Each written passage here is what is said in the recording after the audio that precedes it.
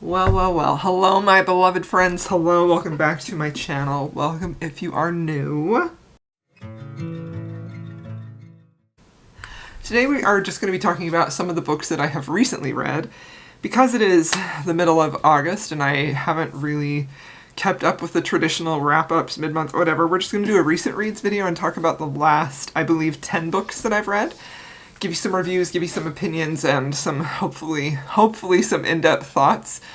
But yeah, I've had some really great reads. Life has just been incredibly busy, and I know, like, life just never quits for any of us, right? But I am really excited to get to talk to you today about these books. So let's go ahead and get into it. So this is going to be basically a end of month July wrap-up and mid-month August wrap-up. So it's the 10 books that I've read in that time. So let's get started. So the first one I want to talk about is Written in the Stars. So this is a sapphic contemporary romance.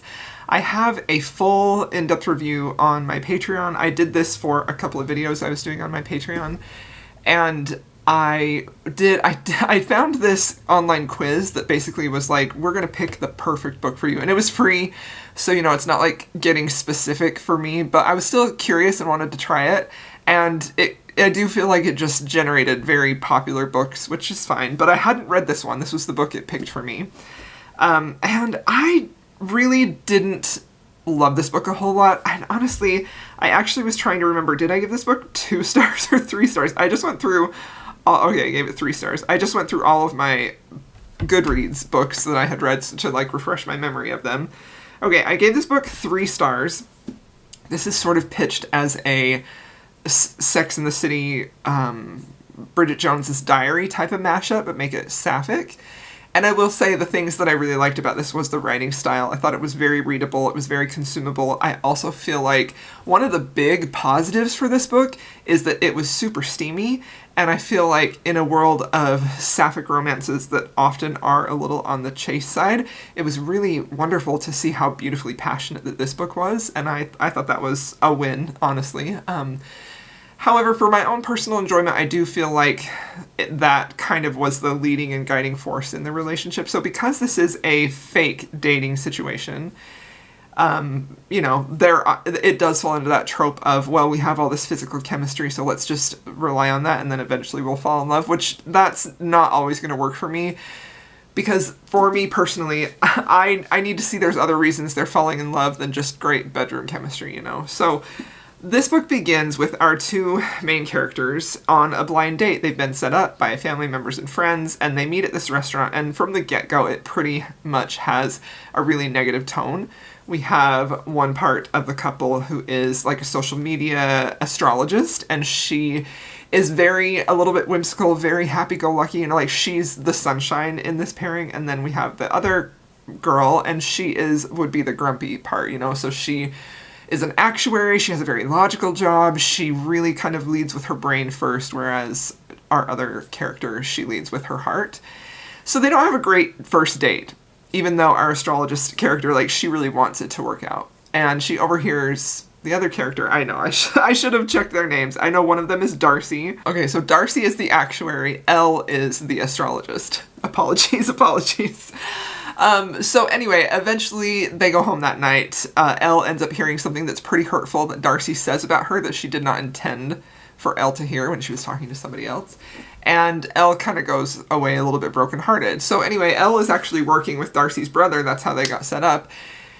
And Darcy's brother starts asking Darcy, you know, how did it go, blah, blah, blah, kind of putting pressure on her to get into a relationship. And in this moment of desperation, Darcy's like, yeah, we're dating, it's good, like, back off, leave me alone, without talking to Elle about that. And Elle had left that date feeling kind of like really down because of what Darcy had said about her, you know? So Darcy has to kind of eat a little bit of crow and go back to Elle and be like, hey, can we kind of have a fake relationship just to get people off my back?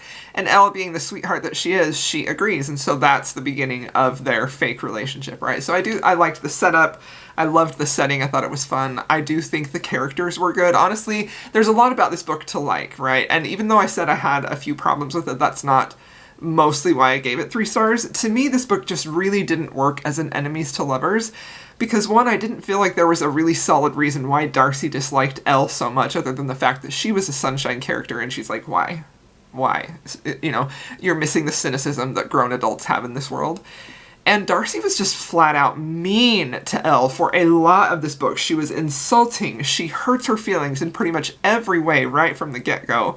And there's not ever enough grovel to make up for that. And Elle just ends up kind of being the person to just keep taking and taking this abuse. And for what, like some good bedroom chemistry? Like, I don't know. I really found that balance to be lacking. And Darcy really didn't make up for how cruel that she was for Elle. And I just found it unpleasant. I just didn't like it. So 3 stars for that one. Okay, so now the next book that I read was a pure delight. This one is The Messalliance by Stella Riley. I literally had never heard of this book, had never heard of this author until a friend, Erin, read this. I saw it in her Instagram stories, and she rated it 6 stars. And let me just tell you, Erin and my taste is very, very similar in a lot of ways. And anytime that Erin rates a book 6 stars, it immediately goes on my radar. She is the one who recommended Drinker of Ink to me, which was my favorite book I read last year. Like, I just really align with what she's looking for, specifically in a romance. So I was very excited about this one, and I will say that this did not disappoint. This was such a breath of fresh air when it comes to historical romance. The writing in this book was impeccable. It was very, very, very calculated and very well done to create this feeling in a Georgian setting, and there were so many details in here about court dealings with one another and in the ton and the season, and just very full. It was beautifully full of tiny subtleties that show you exactly who these people are without hitting you over the head with it. Like, I love an author who writes like this, an author who really trusts the reader to pick up subtle cues that they're putting down there to show you who these people are, what is the significance of this moment, what is this going to mean down the road, and what is this telling me about the character and about the world and about the stakes. And that's a rare thing. I feel like not very many writers have that ability. This writer was so incredibly talented in that way. But I will say that if you are not really into that type of thing, like if you don't really want to just kind of eat up every sentence or every word, this might feel a little bit slow to you, and it did sometimes feel that way to me. Not necessarily slow. I will say this is book 2 in the series, and for me, I probably should have started with book 1, because you do have some characters who you meet at the beginning of book 2, and to me, it felt like you were to assume that you knew who they were and how this friend and social group worked. And I did feel a little bit lost with all the characters that were introduced. So for me personally, and if your brain works like mine, maybe read book 1 and then book 2. But man, this book was so freaking good. I gave this book 6 stars. I could not stop thinking about it. When I read this book, I was just like, it was one of those books that I read and I was just like, wow. That was excellent. And honestly, like, another thing that I think really made this book work for me is that the lead up, the slow burn in here, the slow burn is exceptional. Like, it is so good. The way that this couple is built up to be together and how you see such a gradual reveal of their feelings for one another, it was fantastic. It was fantastic. I think that if you like Mary Bellog, or even Georgette Hare, I think you would really like this and appreciate it. I just found it to be so incredible and so consuming. And I will also say that I both read this on my Kindle and I listened to the audiobook. The audio narration was fantastic. It's the same narrator who does A Holiday by Gaslight by Mimi Matthews, so I believe he also narrates other books of hers as well. He's just a fantastic, seriously, he is a fantastic narrator, and he gave so much life and character to these characters. Like, they just felt like real people. Like, excellent narration. And another thing, I know I haven't even really told you what the story is about. It's another thing I loved about this, in combination with the slow build romance, is how this man was so 100% down bad for her without her even realizing it, because it's an arranged marriage, right? So the whole premise of this is he needs to find a wife who has the graces and the ability to go into court and to, you know, have the right manners and to watch over his sister, who needs kind of that guiding force of a lady, while at the same time, and most importantly, not boring him to death, right? And he has not been able to find anybody that meets both of those criteria until our heroine steps in, and she has this very, like, sassy, acidic, biting wit that just immediately catches him, it just, like, in the crosshairs. Like, he is captivated by her. And the way that she uses it, like, so sparingly without being, like, overdone, because she still has to have the same graces in society, right? That's what he's looking for. And that's the thing that really intrigues him the most about her. That combined with the fact that she has this physical appeal, but he's also like, but she's not the most beautiful woman I've ever seen, but she's so, like, appealing. And I honestly really enjoy romances where the dynamic is like that, where he's just sort of like, I find her to be so incredibly beautiful and attractive, and everybody else is like, she's really kind of average, bro. You know, like, I just love that. So there was a beautiful moment in here towards the end, several moments, where the hero will literally not tolerate anybody talking about his wife, will not tolerate any disrespect to her. And I love scenes like that. So this was fantastic. I just adored it, and I am now a huge fan of this author, and I can't wait to read more. This was absolutely incredible. So 6 stars for that one. Now, moving to a book that actually was another one of my most disappointing reads of the month. I had two books that were my most disappointing reads, and they were both from 2 favorite authors, right? The one was These Summer Storms by Sarah McLean, and this one by Elisa Braden. So now I am really hesitant to even talk about this because I know Elisa Braden is so well loved. And when I went and looked at this on Goodreads after I had read and rated it, I see the 5 stars from a lot of people that I know, and I feel like we kind of have similar taste, and I had a completely different reading experience with this book. So this is The Wickedness of a Highlander by Elisa Braden.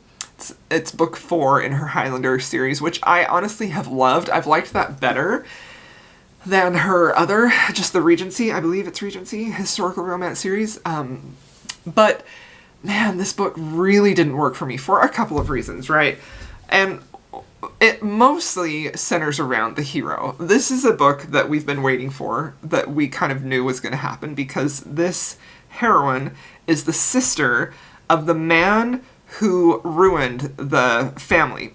So she is the sister of the man who ruined the McPhersons, and she was, like, you know, she was in gentility, she was very sheltered, she was living this great life, and then when everything happens with her brother and all of his atrocities come to light, she realizes she has got to leave Scotland for good, and she's going to go and meet the family and kind of try and make peace there. Unfortunately, she ends up getting robbed by a highwayman, everything is gone, taken from her, she has absolutely nothing. And lo and behold, she runs across Alexander McPherson, and he has never forgotten her for a moment. He knows exactly who she is. He has a lot of animosity towards her.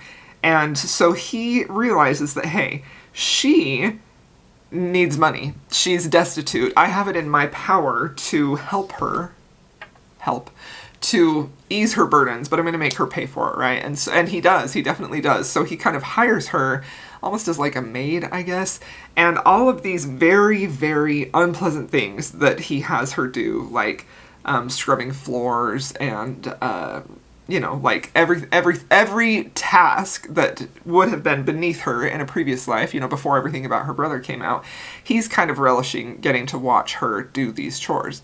Now, forced proximity, obviously this hate turns into passion and supposed to be a believable romance. But the problem that the biggest problem that I had with this is basically the hero is 100% one of the biggest jerks I've ever read to a heroine. Like, there is very little about him that is redeeming, honestly, until maybe like the very end. And I know, like, that's part of the appeal, right? But it's not for me. Like, I feel like I have very much reached my limit of reading about heroes who are verbally abusive, who outright yell at the heroine, who are mean to the heroine. Like, unless I go into this book fully expecting like a dark romance type of experience, I don't want that. I don't want to read about mean men, period, full stop.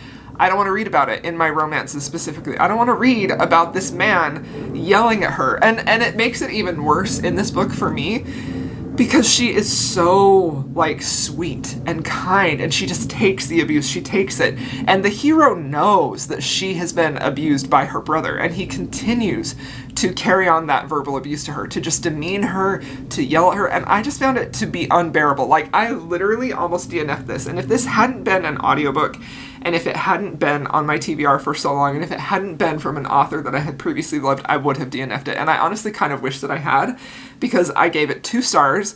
I honestly kind of hated this book, and if it wasn't for my good feelings about the series before this one and the family, this would have been like a 1 star. I never felt like their romance was believable, because not only do you have this immense like hatred and anger and yelling and screaming at the heroine that the hero does, but then he also like is lusty for her like all the time. And so this book sort of alternates between angry yelling hero, horny hero for her, right? And so there is a lot of steam in this book that just meant absolutely nothing to me, because I'm like, are you just being the biggest pushover in the world, girl? Like, and she is very sweet and very kind and very naive and very sheltered, and it's almost like he takes advantage of that. I don't want to say that, because she is willing, you know, I don't know. I hated the combination of angry, yelling, mean hero with nonstop horniness. I just couldn't handle it. So 2 stars. I was deeply disappointed with that book, and I'm so glad that it's over. So the next book that I read is, actually this was a DNF, so I'm not going to talk about this too much because I didn't get too far into it. This is an adult fantasy. I've already unhauled this book. This is For the Wolf by Hannah Witten. This book has been on my shelf for years since it first came out. I was so excited for this. I heard such wonderful things. I heard this compared to The Bear and the Nightingale. I heard that this was a really strong fantasy with beautiful writing, with a good, like, romantic subplot. And I love books like that so much. I love really beautiful, great fantasy worlds with great writing, atmospheric, a lot of emotion in there, and a romantic subplot. Like, yes, give it to me. This, I don't think this is what this was. I don't think that's what this was. I really don't. But the thing that I just could not get past, that to me, in a hyped adult fantasy, not a fantasy romance, a hyped adult fantasy that is published by a traditional publisher, this is something that I feel like is unforgivable, and I couldn't get past it, is just the constant repetitive phrases of actions that the characters were doing, like rubbing their head, wiping their face, like non-stop. Like, this happened so much within just the first third of the book, these repetitive actions that characters do. And this is something that a lot of writers kind of can fall victim to, and which is why you need a good editor to catch that.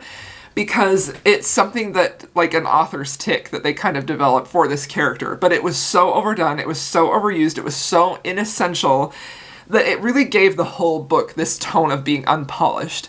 And that combined with the heroine, who seemed to me to read a little bit like a Jennifer L. Armentrout heroine in maybe a little bit better period speak, I just was sort of like, nah, I don't want to read this. And so I DNF'd it and unhauled it, because it's one thing if I'm not vibing with the story, but I see the potential for me to vibe with the author's writing. Like, I'll go through with that. But if the writing is something that continuously stops me to the point where it's annoying me, I don't think I can read that author again, right? So I DNF'd it, and no regrets. So the next book that I read is none other than Whitney, My Love by Judith McNaught. So this is only the second book by Judith McNaught that I have read.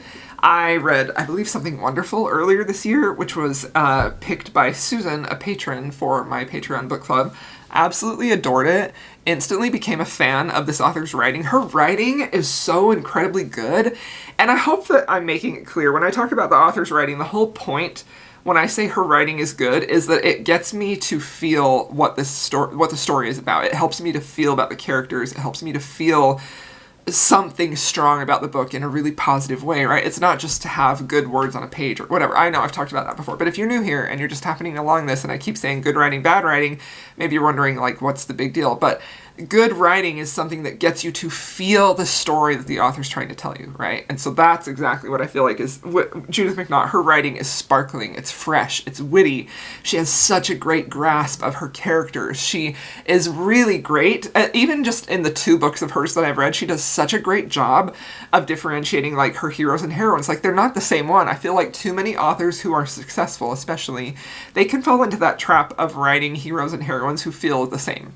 book to book. She doesn't do that, and I know I've only read 2, but each character in this book felt very individual. And once again, I will say that the shining star of this book was Whitney herself. I absolutely loved her character.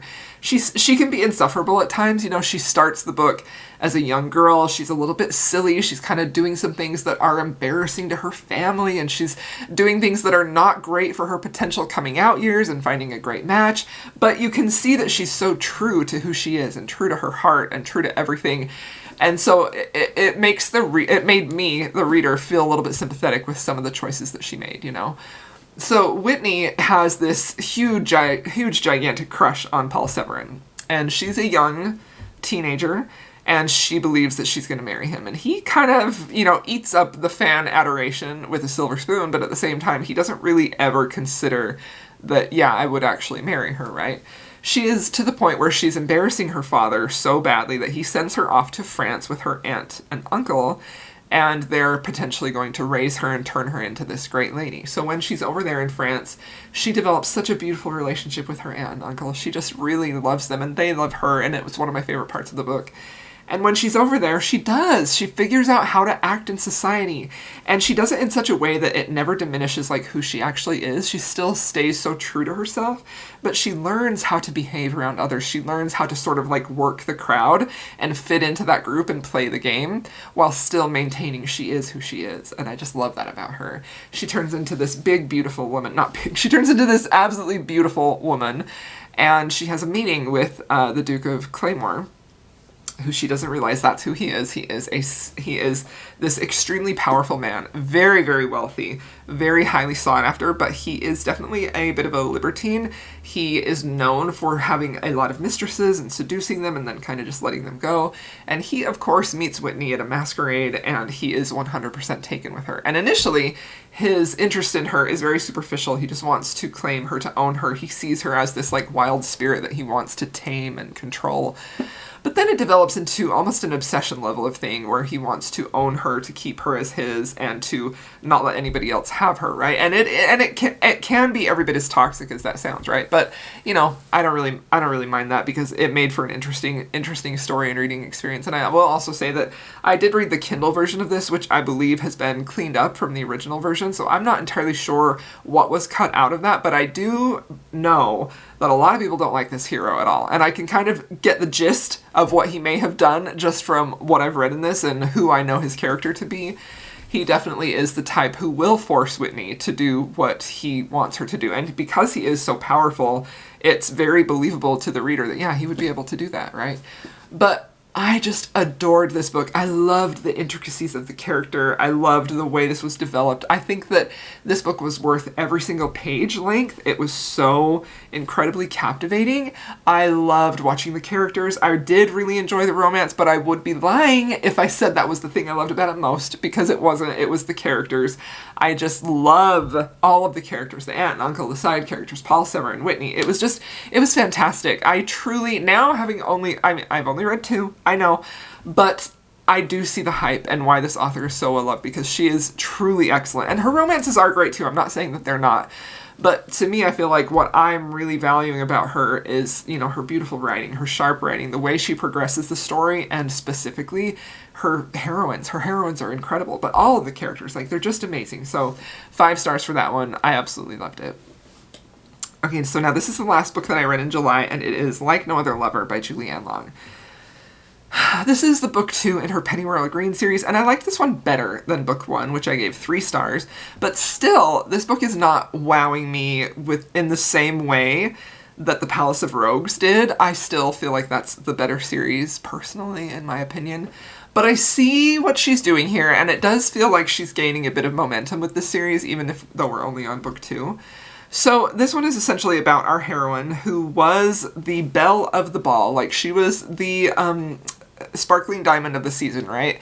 And then some scandal happens, and she gets knocked down a few pegs, and so she's kind of come back to try and earn her place back up in society so she can marry a wealthy man. It is desperately important that she marries a wealthy man. And she does come across a bit of a gold digger, which can be off-putting, but I also feel like I have a lot of tolerance for heroines in historical romance who come across that way, because it was a matter of survival for them, and I understand that, and I have it's not anything that bothers me, you know? So the hero in this is immediately smitten with her, and he is, I believe, an entomologist. He studies bugs, bug scientist, which was a little interesting.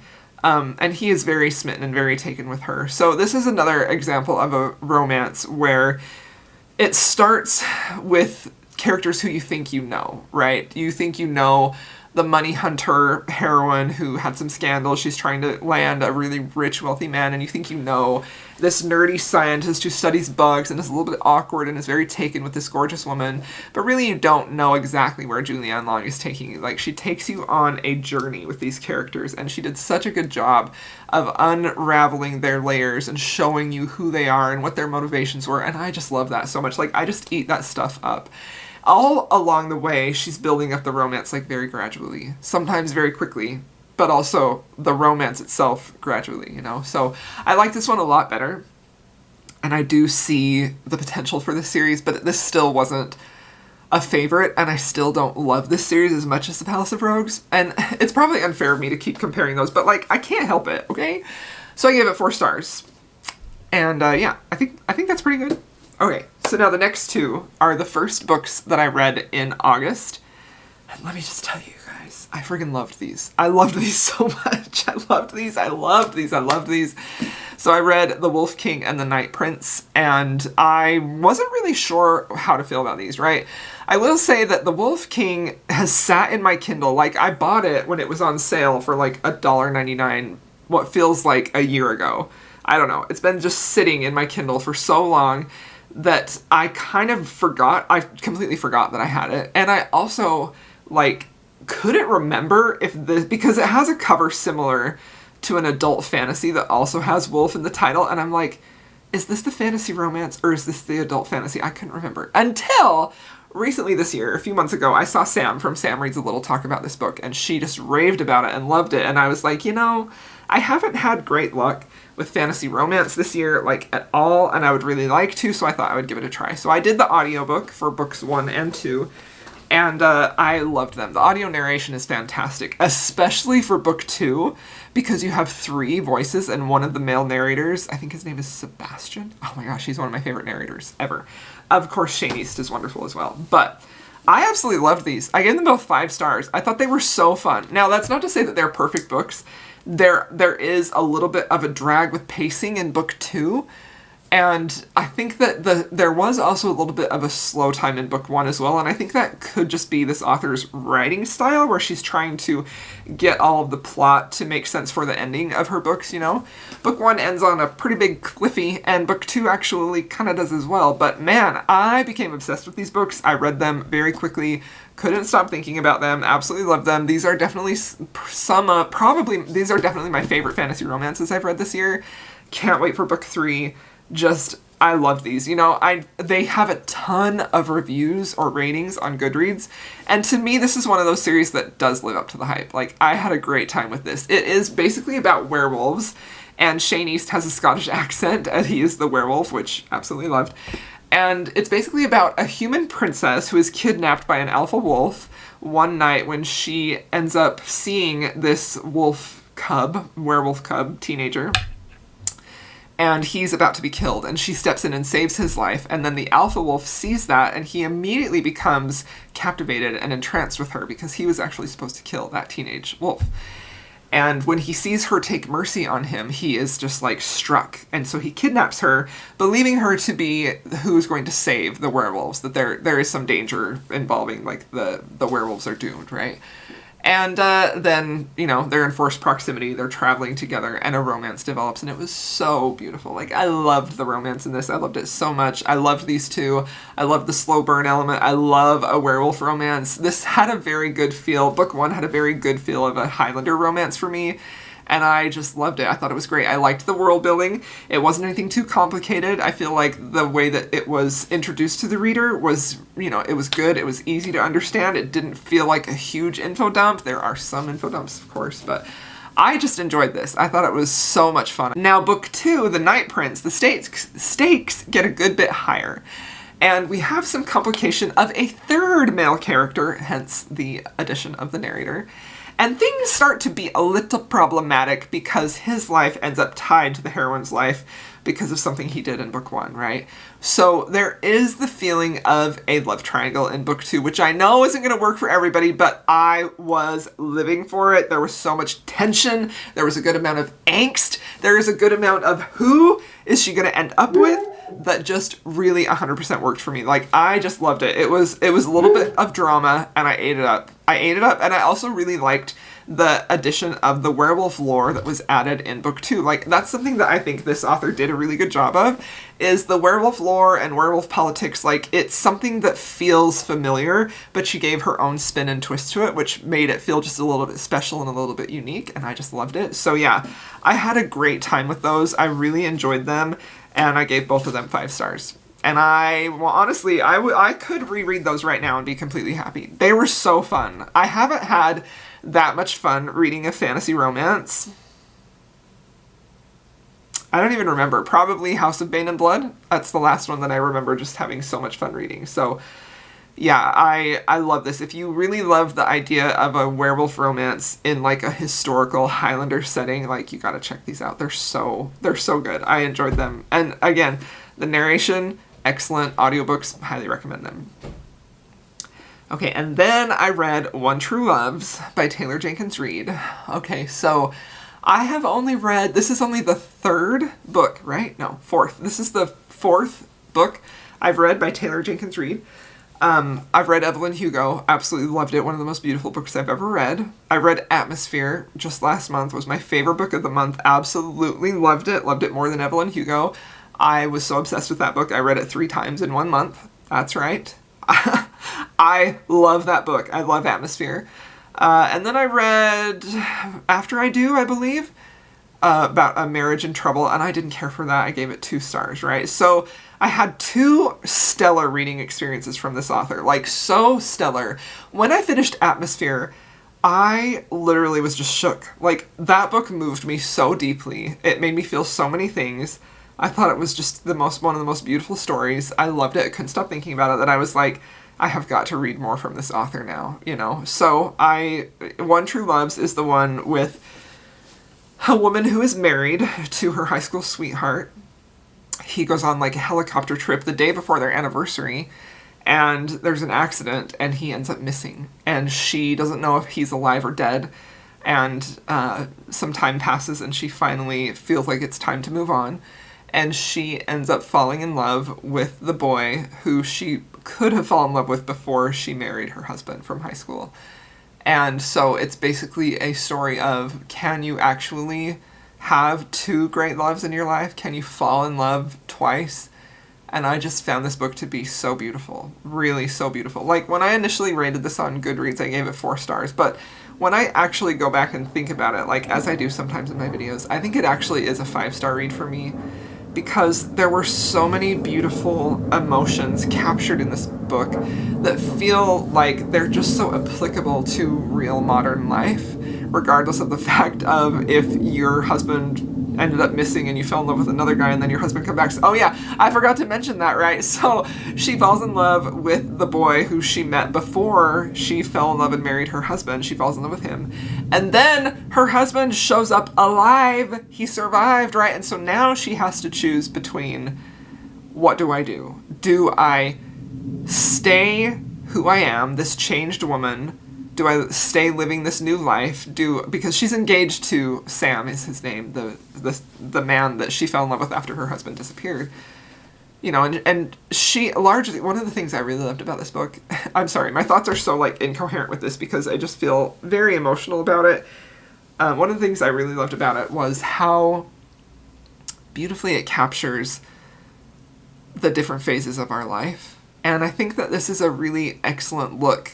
And I feel like she's kind of subtly and not so subtly saying that, you know, there may come a time when you grow out of certain relationships and your partner doesn't grow with you, right? Or there may come a time when you want to be with someone who you feel like fully saw you for the first time. And how do you reconcile that with the growth that has changed you into this new person who do you choose? Like, it's an impossible situation, right? Beautifully written, deeply, deeply emotional. The one reason that I did initially give this 4 stars is because in this book, more so than I noticed in Atmosphere, in this book she has this way of relating past experiences with her husband and with Sam, her new fiance, in a way that feels like you're kept at a distance because she's just relating an event to you, right?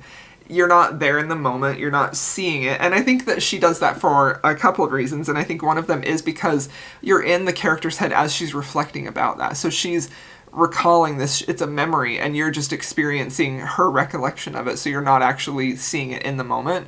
But I do think that that results in keeping the reader a little bit at a distance from those memories because you're not experiencing them for the first time, right? So you also feel the memory of that event. And again, like that could, and she does that with both of the boys because she knew men now, but when they were in high school, when she was falling in love with them, right? So you have memories of that. But yeah, I felt like this book was equally hopeful and a little bit bitter, but it was overall just really beautiful and lovely. And I love how she examines love and makes it feel, and this is something that I've noticed with the 3 of her books that I've really loved, so Atmosphere, Evelyn Hugo, and One True Loves. I think that she does such a good job of showing how love is real and it can be painful, and there can be parts of it that will never feel quite like the romance novels that you read and love, right? But that doesn't mean that it's not deeply moving and deeply emotional and deeply beautiful. And yeah, I just found it to be so lovely and just pretty much a perfect book, you know? Not really. I mean, I do have that one tiny little quibble about it, but yeah. So I think what I'm gonna do is do 4.5, round it up to 5 stars because I really loved a lot of this. It was a good one. It was really a good one. She's just a beautiful writer. Very, very deft hand at conveying emotions to the reader. Okay, and then the last book we're going to talk about is Yumi and the Nightmare Painter by Brandon Sanderson. This was one of the books that I picked for this month that I have to read or unhaul it, so I knew it was going to happen. I wanted to get to it right away because I absolutely love the cover art of this. I think it's just so beautiful. And not only the cover art, but it also has really beautiful end papers. And my book doesn't have the illustrations that I know some versions do, but it does have this really, really pretty, I think it may have a couple, I don't know. Maybe I just saw some online, but it does have this beautiful full color illustration. I love this book. So this book was picked for me to read by Zoe, who is a patron. I gave them, like, I said, hey, suggest a title, and I'll read it and vlog it for the month. Maybe I'll pick some and read them, right? And this also was on my July TBR, and I just didn't get to it. So I knew I wanted to really prioritize it. So I love Brandon Sanderson. I love the Stormlight Archive. I love Mistborn.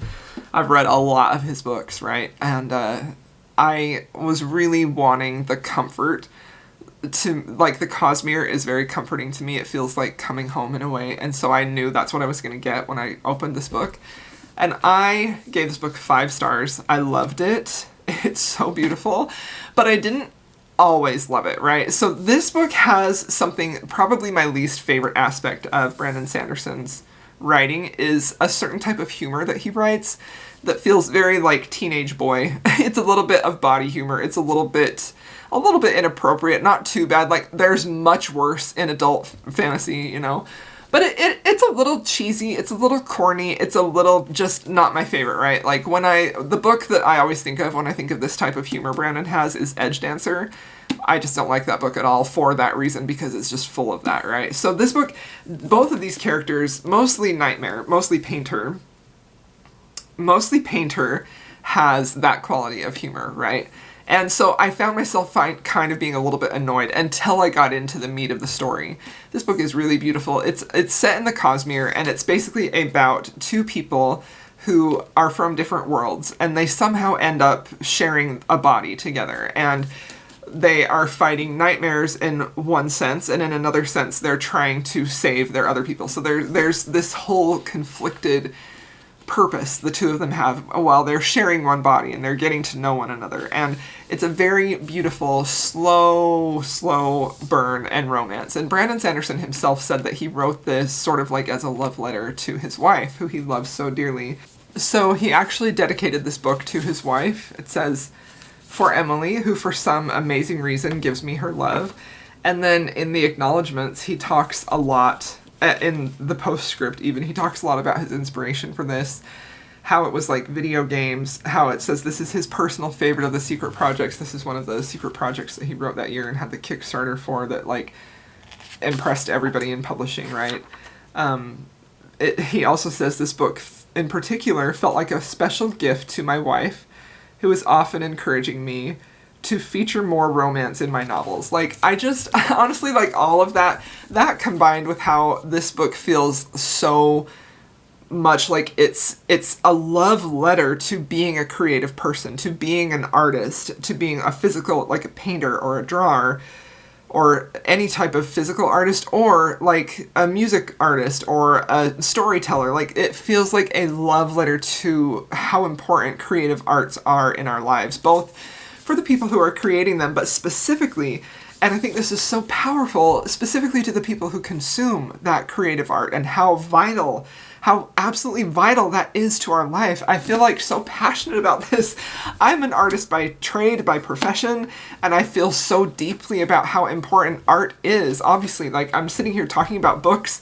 I share with you all my little sculptures. I share with you my drawings. I am deeply passionate about art and how important, how crucial it is to our lives. And I feel like so often we get so caught up in just the day-to-day aspects of living life, of trying to survive, of trying to make money. And, you know, there are so many jobs that are seen as superior to the arts because they have to do with money or finances or, you know, like whatever, that a lot of times art gets the short end of the stick, and nobody really understands how important art is, you know. And I find that so beautiful that the whole message, the whole theme of this book is, what does art even mean to people and how important it is. And there's a discussion in here that isn't explicit about AI art and how I just loved it. I love what he's saying in here about how AI art is so dangerous and how it just destroys things. And I feel like we're on this headed downward trajectory of AI art just consuming actual art, and we're halfway there already. I just love that this book exists. I love the whole idea of fighting for art and humanity and how deeply important it is to our lives. Like, it's not a frivolous thing. It's not something that is just, if it's nice, it's pretty to look at, it's moving, it is the fabric of our souls. Like, he just says it so beautifully in here in the end. So, you know, like I was talking about, this book wasn't a hit right out of the gate for me, although I was always interested in the concept of nightmares and painters and Yumi herself. Like, I was very interested in the concept, but that's not new for me. I'm always interested in Brandon's concepts. I think he does such a good job of having great ideas, and he's a great storyteller. He is. I just love his books so much. But, you know, my one pet peeve of his is that type of humor, and I was just like, Brandon, can you not put that in your fantasy romance? You know, and it's not a fantasy romance, but it's close to that, you know? But I was just like, Brandon, please, no. Just because it's a personal pet peeve of mine, okay?